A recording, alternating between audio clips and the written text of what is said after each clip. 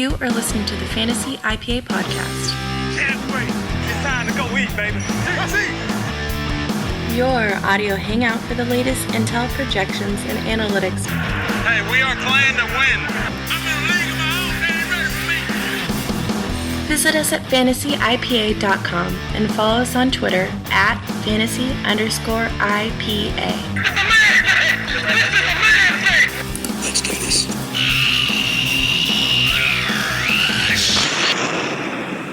Welcome to another edition of the Fantasy IPA Podcast. We've got some timely topics this week as we enter the second half of the fantasy season. But before we get into that, I'd like to say hi to my podcast compadre, Jamie Black. How you doing? Doing well. How about you? I'm doing well. You ready for the second half of the season? Definitely. Ready to get it on. Yeah.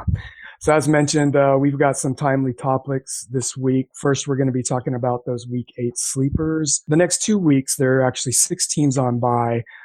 So it's very vital to identify those value plays and those deeper shots. Those could be the difference between winning and losing. And by the way, those 6 teams this week are Baltimore, LA, Miami, the Giants, Pittsburgh, and San Francisco. So make sure you're adjusting accordingly.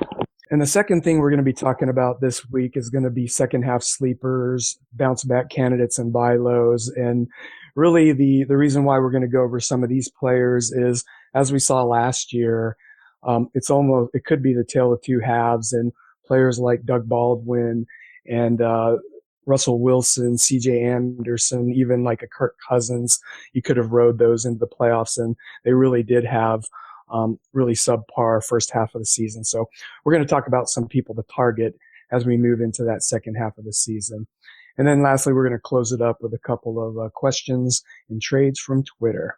Before we jump in, I do want to remind you to please follow Jamie at FIPA_Black. That's FIPA_Black.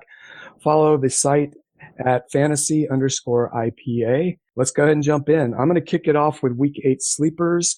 At the quarterback position, I'm going to talk about Ryan Fitzpatrick. I'm going to kick off the Week 8 sleepers this week, Jamie, with Ryan Fitzpatrick. And yeah, I know Ryan Fitzpatrick's been up and down and may have burnt you guys a couple times leading into this week. But for Week 8, Cleveland team, who's given up the second most points on average to fantasy quarterbacks.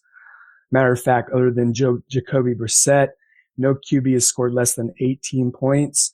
Brissett and Flacco are the only QBs that finished outside the top 12 against the Cleveland Browns. So Fitzpatrick still has Marshall, who's definitely due for a big game. He's got Forte and Unwa Powell, all very, very capable players in the passing game.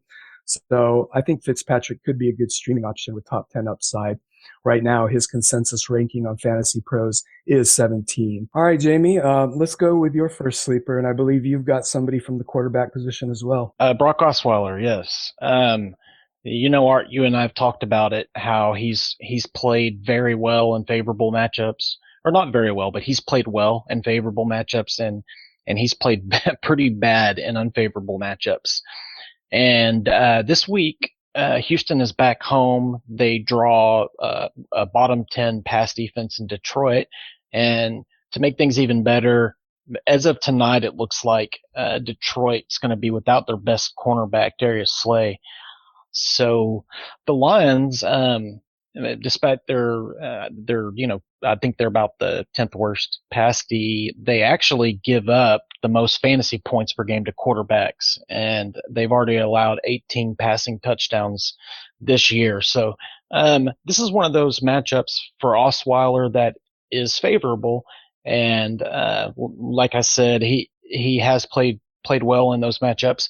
And I think a huge key to this is if Slay doesn't play, I really don't see Detroit being able to slow down those Houston receivers. Osweiler it's going to take some time. He's in his first year in this offense, and this offense is fairly complicated. There's a lot of read routes. Receivers have options to run a couple of different plays just based on how the defense looks. So as he grows more comfortable with that and he draws matchups like this, these are the times you want to get him in, I think. And again, just like Art and I said, 6 teams on bye, that's a lot of teams to have on bye in 1 week. And so you think of how that changes the landscape of things. Um, Osweiler, he's ranked 21st, I believe, is his consensus ranking for this week on Fantasy Pros, and I could see him finishing as a low end QB1 this week. And I definitely think for those who have someone on bye, and there's quite a few of you out there this week, don't be scared to throw him in there and fire him up. Yeah, so if you're in that area of the 12 to 15 quarterbacks where you're looking to stream, I think Osweiler could be a good option. Bill O'Brien did come out and give him a vote of confidence, stating that he is his starter. And I think if anyone can get Brock Osweiler up to speed, it is Bill O'Brien, who has been known to be somewhat of a quarterback whisperer. So, all right, Jamie, I'm going to shift over to the wide receiver position, and I'm going to talk about Stephon Diggs. Now, Diggs came out on fire. He slowed down recently. He's coming off of a poor week 7, but I do expect Diggs and the entire Vikings team to bounce back. He is presumably 1 week healthier from that pesky groin issue, facing a Chicago defense, which gives up more fantasy points to wide receivers than any other team at 29.8. Right now, Diggs is currently ranked on Fantasy Pros at 26. But I do feel like he is in the high wide receiver 2 conversation, roughly 10 to 12 spots above that 26, so into the teens. Any thoughts on Stephon Diggs, Jamie? Same thing, basically. He's had a slow couple of weeks, but when Bradford first came over, Diggs was very involved, and I do think that he's gonna be fine. I think that that offense is going to bounce back. And yeah, I think 26 is a low ranking this week. I wouldn't be surprised at all to see him finish as a high end wide receiver too. So I think you pretty much hit it all. Now we're going to stick with the wide receiver position. And Jamie, I've got the need for Snead. So tell us about Willie Snead in week 8. Need for Snead. Snead, it looks like he's finally 100% healthy from that nagging toe injury that slowed him down, for a few weeks over the past month or so. And the reason we get to put him as, a good player, a quote unquote sleeper play this week is because they have a tough draw playing Seattle in week 8. And, however, something to keep in mind is that this game is played in New Orleans, and Art, you and I've talked about it so many times how much better the Saints are at home, particularly that passing game and those receivers. In fact, a stat here, over the last 8 home games, Drew Brees has averaged 400 passing yards per game, and he's thrown 30 touchdowns over his last 8 home games. So those are huge numbers, absolutely huge numbers. He hasn't thrown less than 3 over that span. And now this is Seattle, so it's not going to be a game where he lights the world on fire, but Seattle does play predominantly zone defense, and I don't see them changing a whole lot because that zone will be effective at slowing down some of those huge plays to Brandon Cooks. And we see every time, almost it seems like every time New Orleans plays a home game, Cooks catches a huge 70, 80. I think in week 2 it was a 98-yard touchdown pass. It's one big play, and then he throws in the rest of a great week. I think they're gonna take that away this week, and they might even slant over toward his side. And what it's going to do is it's going to leave the underneath coverage underneath and inside open a little bit, and that's where Snead makes his money. And last week, Snead quietly had 9 catches for 87 yards, I believe, on 11 targets. And this week, I see him being targeted heavily again, underneath and inside that zone coverage, and Snead does a good job. I think that being ranked at 31 this week by the consensus at Fantasy Pros, I think he could surprise people. I wouldn't be surprised at all to see him finish inside the top 20 this week. And it's not easy to score touchdowns on Seattle, but like I said, Breeze has thrown no less than 3 touchdowns in any of his last 8 home games. He's had several where he's thrown 4, 5 even. He had that one where he threw 7. So if Breeze can manage 2 or 3 touchdowns, I think there's a decent chance Snead scores a touchdown. If he does that, I wouldn't be surprised to see him finish as a low-end wide receiver 1 this week. But no matter, I'm looking at him as a wide receiver 2 play this week. I think he's going to get the targets, and I do think that he's good enough to be busy enough inside and underneath to put up some points, especially again, and then we keep coming back to this, but 6 teams on bye when you're talking about receivers, there's people that are missing probably, a dozen or more starting receivers this week. So definitely don't be scared to fire Snead up. Don't let Seattle scare you away. All right, Jamie, we're going to stick in the wide receivers, and I'm going to throw out Brandon LaFell. And, it's another one of those names that may make you cringe a little based on his history. But over the past 3 weeks, LaFell's actually finished as the number 8 wide receiver. Now, a little bit of that is due to some garbage time in a 2-touchdown game against Dallas, but those points count. So Washington, who they're facing this week in London, is about middle of the pack as far as it pertains to the wide receivers. Looks like Josh Norman is going to be traveling. That may actually help LaFell in that if Norman does lock on to A.J. Green, while I still think A.J. Green is going to get his, it may tend to make Dalton look a little bit more towards LaFell's way. So it may make LaFell an even more enticing target. With an implied total of 25 points for the Bengals scored, I can definitely see LaFell getting one of the touchdowns that are projected over there.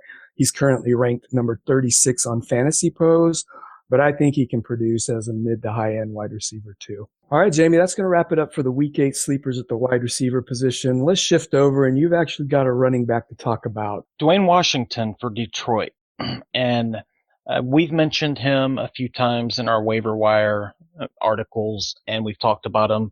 Don't forget back in week 1, he was their inside running back. Abdullah was the guy that was going to do everything, and then Riddick is still he's the guy that's going to be involved in so many different ways, but they need a between the tackles / goal line type back.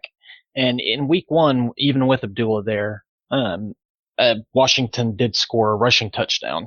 He got a goal line carry, and then in week 3 against Green Bay, who at the time they were giving up like less than 2 yards a carry. I believe he carried the ball 10 times for something like 38 yards. It's not super impressive, but he did get a goal line carry. And then the week before that, he only had 4 carries, but he rushed for 31 yards. I think he's the inside guy that, with Abdullah gone now, he's gonna take some of that, a lot of that, and he hasn't been healthy, but Detroit is in desperate need of a bigger guy to help with the inside running game, and I think Dwayne Washington fits the picture. He's ranked 47 this week. They're playing at Houston. Houston's actually given the 4th most rushing yards per game to running backs this year, and they've surrendered 10 rushing touchdowns on the season, which is only the Saints have given up more. The Saints have given up 11. So with Fantasy Pros having him ranked 47 this week, I think I see him finishing maybe 20 spots higher than that as a low end running back 2 or a high end running back 3. And I think it's important to mention that this week because there's probably a lot of people who, he might be available in your league, or you have him as your number 4 running back or something. Yeah, keep an eye on that situation. It looks like Riddick is set to return. I actually don't think that affects Dwayne Washington, but that it seems like regardless of who's playing, that offense is super efficient week to week. So Dwayne Washington is definitely in line for some production over there. And all right, we're going to round out the week 8 sleepers at the tight end position. And, sleepers may be a strong word in a tight end class that is really throwing darts every week. But if I'm going to throw darts for week 8, I'm throwing them at Cameron Brate. While Brait has been quiet the past 2 weeks, only seeing about 3 targets each game, I do think that was due mainly to some game script, and I really can't see the Oakland Raiders falling behind and dictating a run-heavy game script against the Buccaneers this week. So, as well, the Oakland Raiders defense also ranks 6th easiest for fantasy points allowed to tight ends. So Cameron Brait right now is currently ranked at 14 on Fantasy Pros, but I wouldn't be surprised if he produces the top 8 tight end this week. Any thoughts on Cameron Brait? Nothing extra other than what you said, or rather than nothing extra in addition to what you've said, but I agree. It seems like he's due. He was getting targeted before, and it just had a couple slow weeks, and then, right now it just seems like he's due. It really does feel like he's going to have a good game this week. Yeah, so that's going to do it for this first round of Week 8 sleepers. And make sure that if you wanted to review some of the stats and the information behind these, we'll be posting this Week 8 sleepers article at the website at www.fantasyipa.com. Go give it a read. All right, Jamie, let's move into our second. Really, it boils down to people to target for the second half of the season, whether it be through trade, pickups, or holding on to players that haven't necessarily produced. But these are players that we think are going to have better second halves and could be vital in championships runs for you. So I'm going to kick this one off once again at the quarterback position, and I'm going to talk about Jameis Winston. Now, currently, Jameis Winston has been dragged down by 3 bad outings versus Arizona, Denver, and Carolina. Arizona and Denver being those top 3 pass defenses. But right now he has number 15th overall, and that's exactly where Fantasy Pros has him ranked. And I think that is actually his floor based on his performance so far this season. So I only see it getting better for Winston. Now, a couple things he's got going for him as he moves forward. He does have the second easiest strength of schedule for quarterbacks. Within the rest of the season, he only faces one top 10 defense for fantasy points allowed in Seattle on week 11, but all of the others are outside the top 10. And then 4 of his remaining matchups are top 7 for quarterback points. So really it adds up to a lot of really juicy matchups for Winston. But if all that isn't enough, there is a prize at the bottom of the Cracker Jack box, and that is that he matches up with New Orleans in week 14 and 16. So New Orleans, who gives up the 5th most points to quarterbacks and will likely dictate a game script that will call for heavy passing. I really do see Winston as a good buy for the rest of the season and could be one of the vital players in this year's fantasy playoffs. All right, Jamie. So we're going to shift quickly to the running back position where you've got Devontae Booker. What do you want to talk about with him? Okay, so yeah, with Devontae Booker, this shouldn't come as a big surprise after Anderson went down, and he's out for the remainder of the season. I believe the rest of the season rankings for Booker, they had him at 31 on Fantasy Pros, and this was earlier this afternoon. I'm sure he's moved up. I would expect him to move up. But just that to the side now, let's just talk about Booker. And he's actually been really good. He's been outstanding when he's been given a chance this year.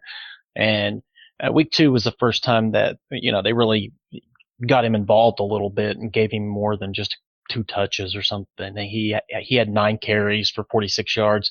He played quite a bit that week. And then, beginning week 4, we brought it up a few times, how he was getting more and more involved, and he actually had a 3-week stretch there where he was more efficient than Anderson.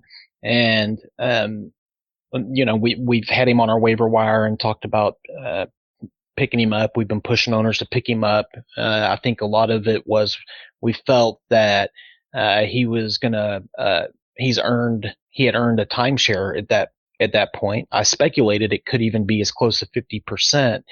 That's a moot point now because it's his backfield. So, what did happen is he had put together, 35 carries for 180 yards and a touchdown over the past few games now. And with Anderson out and done, it's Booker's backfield. I think that, I mean, I dare say this, but it shouldn't be that big of a surprise, and it won't be by the time, this time next week. But he should be a top 10 running back in the second half. I just don't see how he's not. And he does have the upside to finish better than that. He has the upside to finish, close to top 5 or so. And a part of that is that Denver does have the 8th easiest remaining strength of schedule for running backs. So, but one thing that I wanted to note is that as we're doing this, as we're recording this podcast, Booker's still available in almost 50% of fantasy leagues. So, I'm not sure why waivers have gone down. It's Thursday. If you're one of those people that are in a league where he's available, don't even give it a second of thought. Just go grab him. He's a running back 1 in the second half of the season, the rest of the way.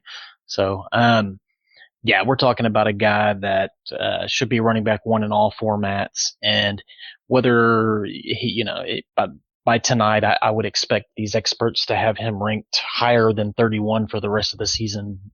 Regardless, though, I'm viewing him as a top 10 back the rest of the way easy. Yeah, I mean, right about this time every year we see players emerge that turn into season winners down the stretch, and this happens to be this looks a lot like that same type of scenario. In each of the past 2 seasons, we've seen C.J. Anderson take on that role. So Denver's looking to make it 3 years in a row where you can grab a running back that can help you win your fantasy championships. Let's stick with the running back position, Jamie, and I'm going to talk about Jonathan Stewart now. Jonathan Stewart, kind of a disappointment early. He had a tough matchup against Denver, then got hurt and really hasn't looked the same. Now, he did return in week 6 to the tune of 85 yards and 2 touchdowns, and in general has been capped over the past couple of years due to his lack of touchdowns. But it looks like there is a paradigm shift over there where Newton's recent concussions and, the coaching staff openly speaking about reducing the number of hits he's taking, I could definitely see prospering from getting more touchdown opportunities. In fact, the 2 touchdowns that he had in week 6 came from 1 and 2 yards out. And that's almost unprecedented with Cam under center. Now, the big kicker here is that Stewart has the easiest strength of schedule for running backs moving forward. For rest of season rankings on Fantasy Pros, he's currently ranked 19th, but I can really see him finishing the year as a low-end running back 1, especially if he continues to get those goal line carries. And you definitely won't have to pay running back 1 price if you're trying to go acquire him. So, all right, Jamie, we're going to shift over to the wide receiver position. And remember, we are talking about players to target for the second half of the fantasy season. So, Jamie, who do you got? Well, we've talked about him on here a few times. It's just he's off to a slow start, but DeAndre Hopkins, Hopkins, he's been a streaky player at times in his career. It's not him. I just think it's the quarterbacks they've had in Houston.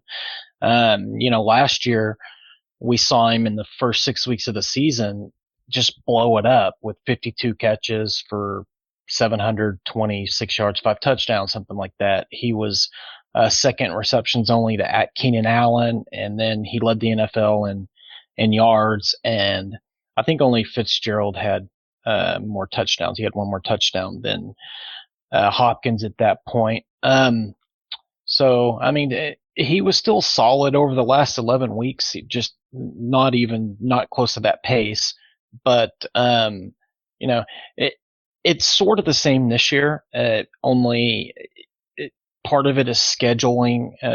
Again, a big part of it is the quarterback situation there. I don't think at the beginning of the year there was some speculation that Fuller was taking something away. I don't think so at all. In fact, I think Fuller helps Hopkins. And I think what's going on is it's just Osweiler is adjusting to this offense, and he struggled against some good defenses. So I do think that, considering the fact Osweiler has played well against favorable matchups, as I talked about earlier, pertaining to Week 8, he in fact has the easiest remaining strength of schedule among any quarterback in the NFL. Houston has the easiest remaining strength of schedule against the pass in the second half of the season. So I actually see, this is indirect, but Osweiler having a pretty good second half, which means Hopkins should have a strong second half.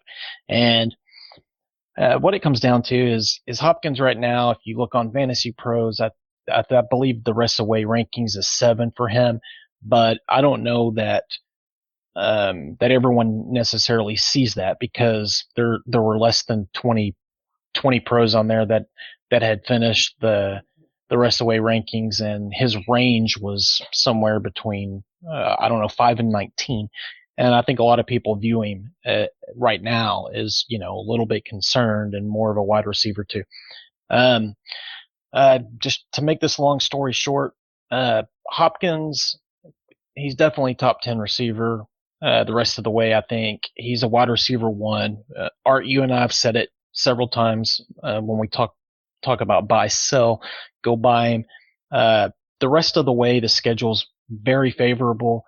I think he's gonna just have a really great second half. And just, we talked about the strength of schedule. Just let me list off some of the teams that they play: Detroit, Jacksonville, Oakland, San Diego, Green Bay. Yeah, they're beat up right now in the secondary. Indianapolis, Jacksonville again, and then Cincinnati and Tennessee here a little bit better. But that schedule is much better than the New England, Minnesota, and Denver that we just saw them play. So if you're one of those people who are in a league with someone who's looking to trade Hopkins, go grab him. And if you are someone who owns Hopkins, don't get rid of him. Yeah, Jamie, we're going to stick in the wide receiver category here, and I'm going to talk about Jarvis Landry. And Jarvis Landry, who's perennially underrated, is currently ranked 19th, despite the fact that he is sitting at about 16 in standard league and 11th in PPR.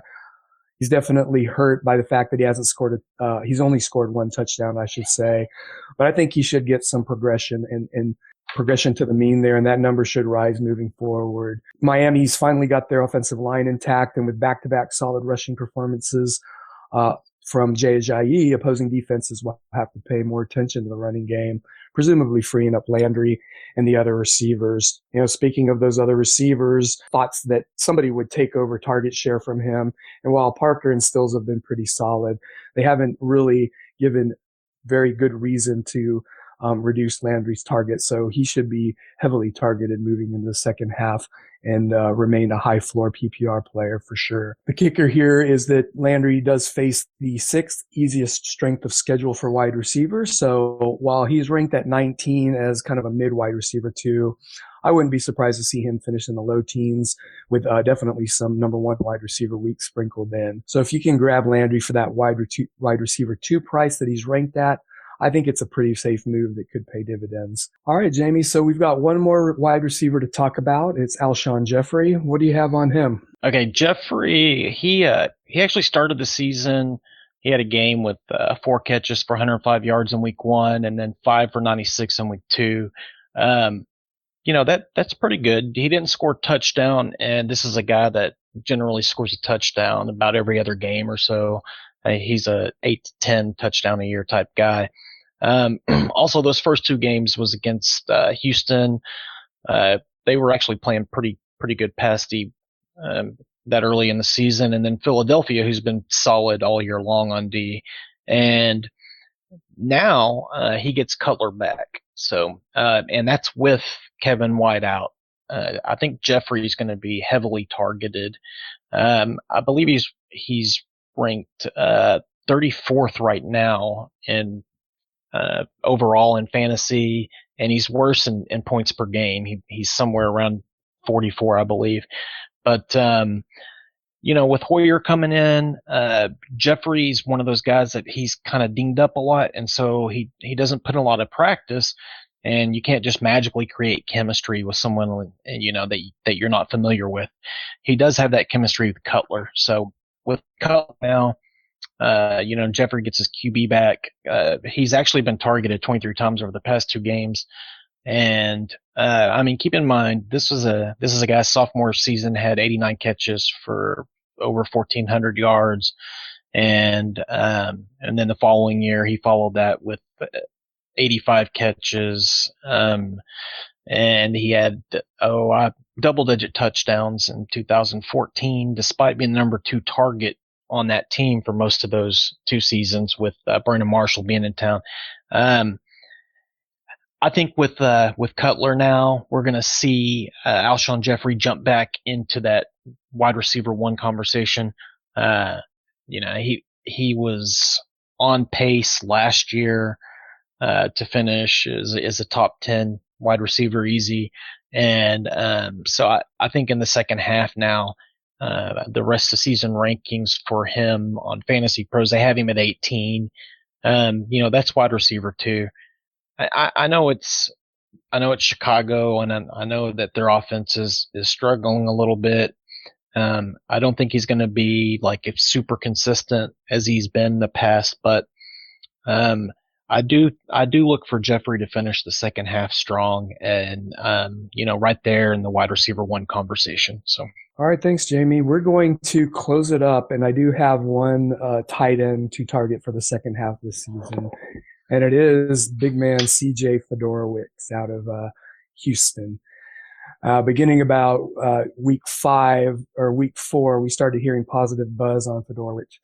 Since then, he checks in as the number 5 overall tight end with touchdowns in 2 of his last 4 games. He's also produced no less than 50 yards in that span. Right now, for rest of season rankings, he's currently listed as the number 22 tight end, but I really do think he'll be putting up tight end 1 numbers for the remainder of the season. Wouldn't be surprised if he finishes in the top 8. As mentioned, right now it's kind of a mess at tight end. Add in the fact that he has the 6th easiest strength of schedule.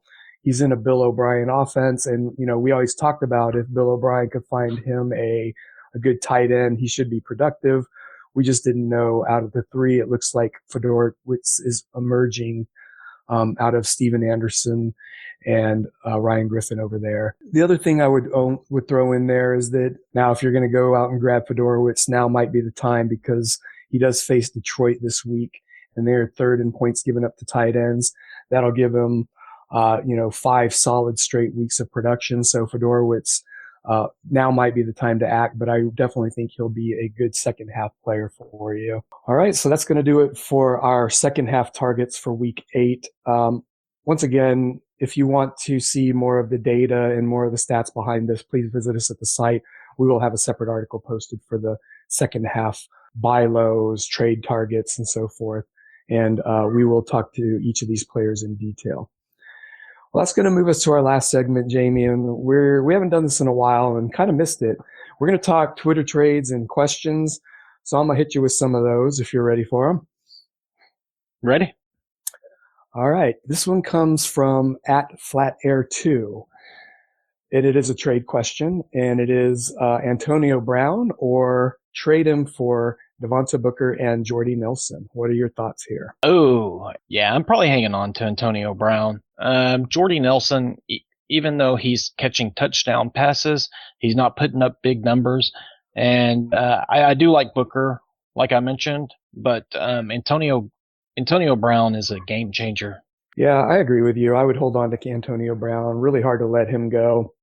Twitter agreed at 65% to 35%, although I do think it probably should have been a little bit closer. As you mentioned, Booker could be in the top 10 conversation, and Jordy should be pretty solid if he can get things going in the right direction. So, all right, Jamie, this is a start question, and this comes from @YesCPH. He's wondering if he should start Andrew Luck versus Kansas City, Derek Carr at Tampa Bay, or Jameis Winston versus Oakland. Thoughts here? Yeah, I would go with Luck. He's been playing really well lately, and last I heard, he gets Moncrief back this week, which he needs. The other receivers, not named Hilton, haven't been playing that great. But yeah, right now, I think Luck is I think Luck's the smart play, though I will say this, Winston has some appeal going against Oakland. But, choosing one, I'm gonna stick with Andrew Luck. Yeah, I'd agree with you, and Twitter agreed, but they also agreed that Winston was a close second, and Andrew Luck got 44%, Jameis Winston got 41%, Derek Carr finished with 15%. And, this actually may be a different story if Justin Houston is playing, but, Kansas City, who struggled to get sacks this year, I think they've only had 6 through the first 8 weeks. As long as Luck has time behind that sift of an offensive line, I think he can produce as a number one quarterback. All right, so let's move to the next one. This is at Verbinator6. This is a trade question. This deals with Ezekiel Elliott, or would you trade him for Lamar Miller and Brandon Marshall? What are your thoughts here, Jamie? Wow. God, Ezekiel Elliott he's another playmaker like Brown, and the way the Cowboys are running on people this year, they're just they're shredding through it. If to be honest, if I had seen a little more consistency out of Fitzpatrick this year, I think Lamar Miller and Marshall would be probably the easy answer. You know what? I'm actually going to say Lamar Miller and Marshall, to be honest. I was leaning Elliott, but watching Miller play against Denver last week, that's what I've been expecting from him. And considering what we spoke about earlier, them having the easier schedule in the second half, Miller contributes in the passing game. And I know he's questionable this week with the shoulder, but I see Marshall playing well the remainder of the season. And I do think Elliott is better than Miller, but I think we're going to see a different Miller in the second half, a much stronger running back one. And while Elliott's the best player on the board here, I think I'm going with Miller and Marshall. That's interesting. Twitter had it the other way with Elliott at 69%, and I expected that to be a little bit closer. Lamar Miller and Brandon Marshall at 31%. I'll side with Twitter and go with Elliott. With the caveat that if you're in a deeper league and or you're really trying to shake things up, you need to get that depth. I think Brandon Marshall is still a rock solid wide receiver one, and Lamar Miller is also going to be a running back one, I should say.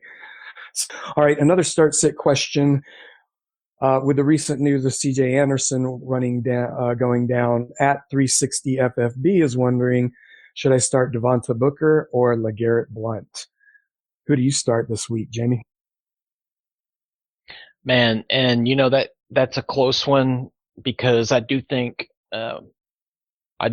Blunt's gonna have a good week. Just the way Buffalo shut out New England, and knowing that coaching staff and what they're gonna do this week, I have a feeling Buffalo's gonna get blown up a little bit. But with Booker having the backfield all to himself against San Diego, I'm going to go with Booker.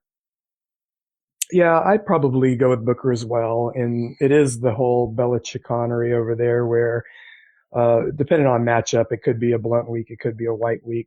Booker does have the backfield to himself aside from Capri Bibb. So, we'll see how the split works out there. I'm going with the upside of Devonta Booker as well, and Twitter agrees at 57%. So, you talked about Booker earlier, and it looks like the community is starting to catch up there. Jamie, let's close it out with a dynasty question, and the question here is: which is a better tight end dynasty stash, Ladarius Green out of Pittsburgh or Austin Hooper out of Atlanta? What are your thoughts? Okay, well, I'm going to get some help from you real quick. Green, the last I heard was he's starting to practice this week. Have you heard anything other than that? No, that is the last I've heard as well. So as far as expecting to play or anything, they don't know yet? No, not yet. I'm going with Hooper. And the reason is because I'm worried about Green, to be honest. They've been so hush-hush on what's going on there. It would be different if he was on the practice field, participating without limitation and coming back this week. He's good to go, et cetera, et cetera. I would say probably lean Green, but I do like Hooper as a fantasy tight end. We talked about this before the season started, and I really love that Atlanta offense right now. So as a dynasty stash, put me down for Hooper. Yeah, I'm overwhelmingly on the Hooper side. While Ladarius Green's measurables and his brief flashes on the field are very enticing, he's never been able to sustain production. And in an offense where, yeah, theoretically, there could be a lot of yardage to have.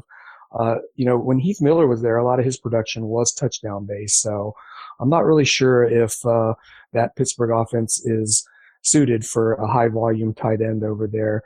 And then, quite honestly, for me, Green has just never shown sustained production. So I'm really heavy on the Hooper side, and I'm surprised that Twitter got this on the other side with Ladarius Green at 63% and 37% for Hooper. Wow. Yeah. All right, Jamie. So that actually does it for our time today. Thank you for all the insight.